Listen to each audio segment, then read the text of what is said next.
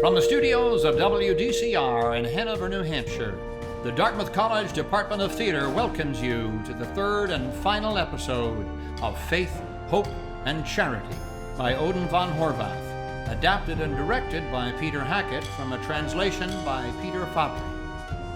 Ours is a story of a turbulent America in a time very much like this one. In the summer of 1932, legislation that would have granted our World War I veterans their promised bonus payment was defeated. Many of the bonus army returned home, but thousands of veterans and their wives and children remained behind. A contingent of veterans from California made camp on the Capitol grounds and announced they weren't leaving until the bonus was paid. The police turned on the lawn sprinklers and left them running. The men were told that in order to remain on the grounds, they would have to keep moving. So the veterans began a slow, solemn shuffle around the Capitol, quickly dubbed the Death March. On July 14th, Vice President Curtis, terrified by the sight of these men marching continuously past his window, called in the Marines. It was the first time since the Civil War that the military was ordered to protect the Capitol. On July 28th, with his patience running out, President Hoover directed that the veterans be evacuated from all government property. Entrusted with the job, the Washington police met with resistance, shots were fired, and 2 marchers were killed. Hoover and his administration panicked. They immediately ordered General Douglas MacArthur and the Army to clear out the veterans from the city by any means necessary. At Camp Marks, there is tension in the air. Not more than 200 yards away sits a local police precinct. The policeman, Alfred Myers, is playing a game of chess with another policeman. All right. I'll move here and take your pawn. Sorry? Don't be sorry, because I'll move there and take your bishop. Gosh. Didn't see that one coming. My heart bleeds for you. What's that? The bugler at Camp Marks. After midnight. They were ordered to move out when they didn't. They gotta pay the price. Your move. Let me think. There you go. I move my rook there, he moves his bishop there. I move here, he moves. Blue moon, you saw me standing alone, without a dream in my heart, without a love of my own. You too, huh? Check. What? Whose turn is it? Always the one who asks. I give up. Give up? I have nothing. Nothing? Look at the board. You call that nothing? Maybe. You never surrender, even when it's hopeless. Like now. I think I'm sick. Have been for a while now. When I lay down, I wake up, and when I stand, I fall asleep. Your nerves are shot. You know, I've had a rough time lately. The job? No. Personal. A woman. You take a big chance and you do everything for this person. You support her. You tell her your most intimate secrets. Spend all your free time with her. Buy her flowers. And what do you get in return? She makes a dope out of you. In gratitude, thy name is woman. Sometimes I start to brood. Oh, don't do that. Brooding is the same as poisoning yourself. I don't care. Look, my first fiancée, the love of my life, I worshipped her, and she died on me like that. So I go out and find another. First one dies, second one lies. Cruel disappointments, that's all I get. I can't find anyone whose love actually means anything. In you go there! You sound like a tomcat chewing a wasp. Tyler agrees. He said, excuse me. Shut your gobs, you Let idiot. me pass. I'm slipping and I'm sliding. I'm a yes. All right, right, we're here, so quit your grab-arsing. But my dear captain, Pipe down, me young... and my lady walking... Pipe down, young lady. You, book 'em for public intoxication, disturbing the peace, and resisting arrest. What do you mean, disturbing the peace? What do I mean? Let's see. When I arrived on the scene, he was running around like a fart in a windstorm, shouting and stomping and drumming on the shutters with this stick in his underpants. He woke up the whole neighborhood. Then he called me a dipshit and a moron. Or maybe I need to get my hearing checked. Dipshit! Moron! Excuse me, officer, but our plan tonight was to celebrate this gentleman's 26th birthday quietly at home, but man proposes. And God disposes. And who is to blame? The chief dissector! Would you shut the hell up?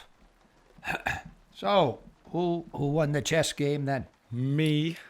You against him, fat chance. I was distracted. Ladies and gentlemen, I have an important announcement. Who is my mortal enemy? The chief dissector, and only the chief dissector. This guy must have been vaccinated with a phonograph needle. Will you put a cork in it? What's all this blathering about a chief dissector? I'll explain. I am the assistant dissector, and he is actually the chief dissector. He was promoted last month, but when he's drunk, he keeps forgetting that he's been promoted. The chief dissector, this chief dissector, is referring to kicked the bucket a while ago. Get this. He got an infection examining a corpse and kept marks. A sergeant's daughter. Well, it couldn't have happened to a nicer guy. You can say that again. Well, it couldn't have happened to a nicer guy. Ah, now that's over, you can shut your trap while we book the both of you. Officer, help! There's a woman in the canal! The canal? What's that? A suicide! We pulled her out of the water. I don't mean me personally, but a daring young hero jumped in and rescued her just in time. I think she's still alive. Here they come. Move aside! Move aside! Oh, be careful with her. Put her on that bench there. There's still a spark of life in her. I'm freezing! Take this blanket. You start artificial respiration. I know. Don't you think I know that? I'll have you know I had 2 terms of medical school, but then I ran out of money, so I had Hurry to up! What about some whiskey? For me too, please. Hats off to you, young man. Take her Jumping coat into the off. canal on a pitch black night. Brave. Very brave. I was only doing my duty as a human being. Here, young fella, take a swig You're of this. too modest. You deserve a medal. Right, General? I'm not a general. I'll take that whiskey. And now, to the daring young hero. Hip, hip, hooray! I was walking by and I heard something flopping in the water and I saw this silvery something. It was her face. I sprang into action, dove in, and grabbed her in my arms. It was a matter of honor. Anyone would have done it. You too. Of course. Tomorrow this will be a front page story, complete with photographs. Long live the daring young hero! 2, 3. Is she dead? She's barely breathing. I'm trying. Can I make a phone call? Sure. The booth is over there. 2, 3. She had nothing on her except an expired sales permit. 1, Sales permit? 2, 3. Right. Elizabeth? Let me see. 1. Oh my god. Couldn't be. Hello? Mom, is that you? Oh, no, I'm fine. I'm sorry to wake you, but I just saved a woman who was trying to kill herself. I'm serious. Daring, wasn't I? It was a matter of honor. Listen, it'll all be in the papers tomorrow, complete with photographs. This will be priceless publicity for the firm and all for free. Are you proud of me? Hello? Wait, now I get my motorbike, right? What?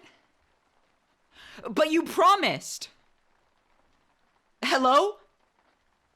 Mom? Mom? Mom! Stupid old cow. No, that's her, that same young woman who...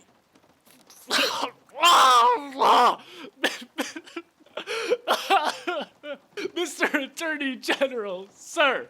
Leave me alone. But listen to me, please. I must testify. The young lady there was murdered. Murdered? And I know the murderer. What are you talking about? That business with her father, the chief inspector of sanitation and the sales permit. I was out of order, Mr. Attorney General. An eye for an eye. Take me into custody, lock me up, and throw away the key. I deserve to be hung. He has pants of guilt every once in a while. You pig! Worse than a pig. Strap me into the electric chair. Executioner, do your duty. Pray for me, my good people. Don't yield to temptation, and if someday you do something really stupid, think of me. She's waking up, she's waking up. Where's that whiskey, boys? Just one more swig. Who are you? Who? Me? Take just a wee sip now, God love you. Who are you? Say something. Me? I'm nobody. Nobody. Am I still alive? You sure are. What are you wearing? I beg your pardon? Silver, white, and blue. Did you arrest me again? What have I done wrong this time? Take it easy now. We're here to protect you. Who ratted me out? Try to wake up, miss. You see, you only live once, so you don't want to throw yourself in the canal in the middle of the night. Did you pull me out? I did. For God's sake, why couldn't you have just left me alone? That's gratitude for you. I had escaped, and it was all over, and now it is starting again. And no one is responsible for you, and your life has no meaning. Hey, don't lose hope. Everyone's life has meaning. If not for himself, then for others. Not my life. You see, I get really upset when someone contradicts me about this. I work with the dead day in and day out. So I'm always contemplating the meaning of life. When I started as assistant dissector... Assistant dissector? How is good old Mr. Dissector? Does he still feed the pigeons? Indeed, I do. Every day, the pigeons sit on my shoulders and eat from my hands. The canary sings, and I actually have a trained snake. I've got a cage full of white mice, and my goldfish are named Larry, Mo, and Curly. Now, I must demand that you give me your undivided attention. It seems that you are unaware of who I am. I am the chief dissector, and I strongly object to you not recognizing me as such. And, by the way, if I kill somebody, that is a matter between me, my conscience, and the good Lord above. Officers, attention! Good morning, ladies and gentlemen. Good morning, sir. Oh, thank God. Alfred, is that you?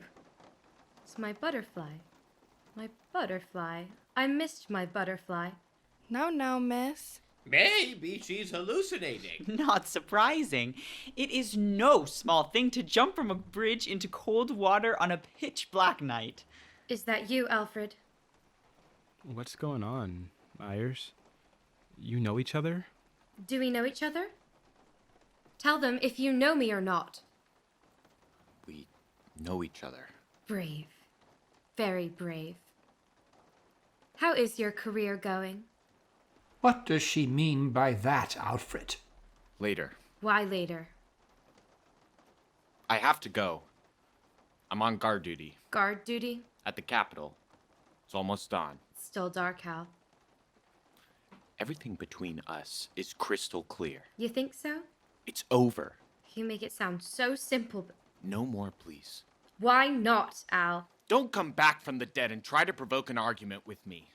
I didn't have anything to do with you jumping into the water. You ungrateful. I offered you my hand in marriage. You should have cut it off instead.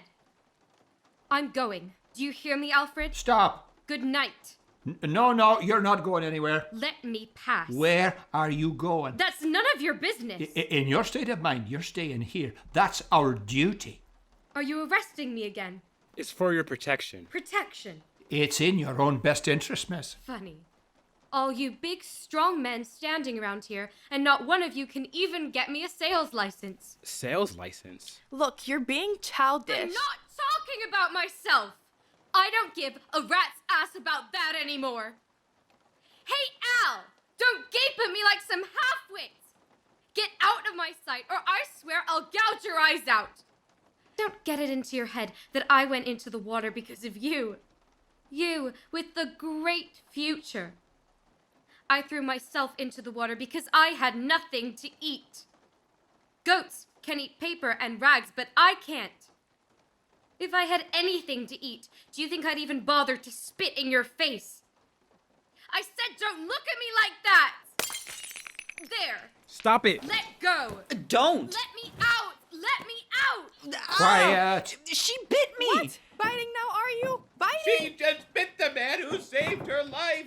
Oh my god, I can't. She's gonna faint! Help her into that chair, for God's sake.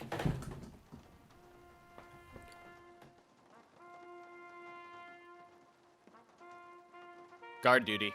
Let's go. We have time, Myers. Just hold on. Batons, tear gas, shotguns, vests, pistols. Check. We've gotta go. Wait, what's that noise? Back in my day. Shh. Let me listen. Oh, I think it's the young lady's stomach. You got something to eat with you? Yeah, a roll. Take this. There, miss. How do you like it? It's okay. Oh, Jiminy. Easy there, miss. Try to sit up there, miss. She just fainted. She's weak. Probably because of her stomach. Or a weak heart. Stomach, heart, same thing. Like I said, it isn't a joke jumping into the cold water in the middle of the night. Stay with us, miss. Stay with us. Can I speak to the person in charge here? The person in charge? An urgent case. It'll get worse before it gets. But I'll never lose my... Ah! Black worms are flying around here. Hey, sit back down. You're going to hurt yourself. A little sleep. A little slumber. A little folding of the hands to rest.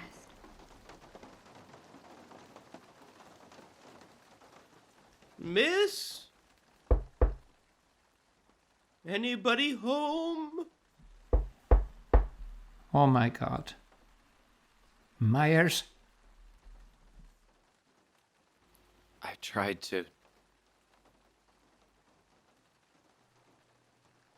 She's passed. Probably the heart. We'll see tomorrow. It was all for nothing. I'm going home. All for nothing. Elizabeth, poor woman. I simply have no luck. No luck at all. I live and I don't know how long. And when will I sing my last song? Oh! I travel, I wander, I stroll. I'm happy, I'm merry, that's all. Good night.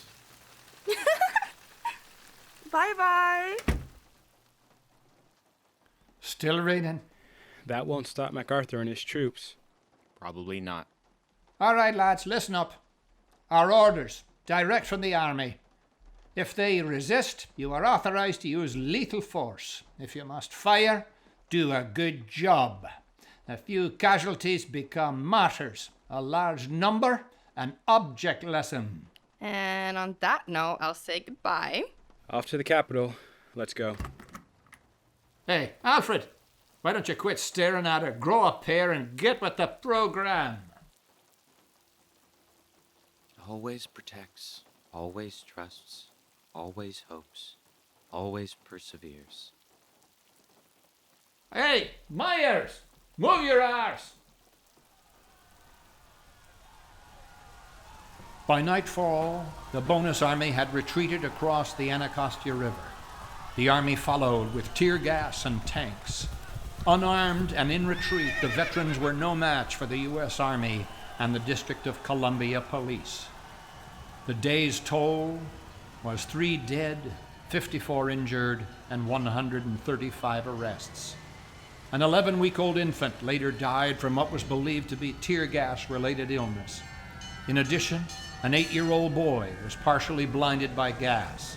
2 police had their skulls fractured, and hundreds of veterans suffered gas-related injuries. A young boy who ran back into a burning shack to save his pet rabbit was bayoneted in the leg. Nearby hospitals were overwhelmed with casualties. By early morning, the 10,000 inhabitants of Camp Marks were routed and the entire camp burnt to the ground. Veterans fled into the night, penniless, homeless, and fleeing into an uncertain and unforgiving future. For fear the hearts of men are failing, for these our latter days we know. The Great Depression now is spreading, God's word declared it would be so. I'm going where there's no depression, to the lovely land that's free from care. I'll leave this world of toil and trouble. My home's in heaven, I'm going there. This dark hour of midnight nearing, and tribulation time will come. The storms will hurl in midnight fears, and sweep lost millions to their doom. After expelling the bonus army from the nation's capital and accusing them of being communists and anarchists, Herbert Hoover went on to lose the 1932 election in a landslide. A second bonus army marched on Washington in May 1933, but this time they were greeted by the new First Lady, Eleanor Roosevelt, who arrived at their camp unannounced, without the Secret Service or handlers, to express her support for their cause. Shortly after, Congress created the Civilian Conservation Corps, which provided jobs for 2,600 veterans and others.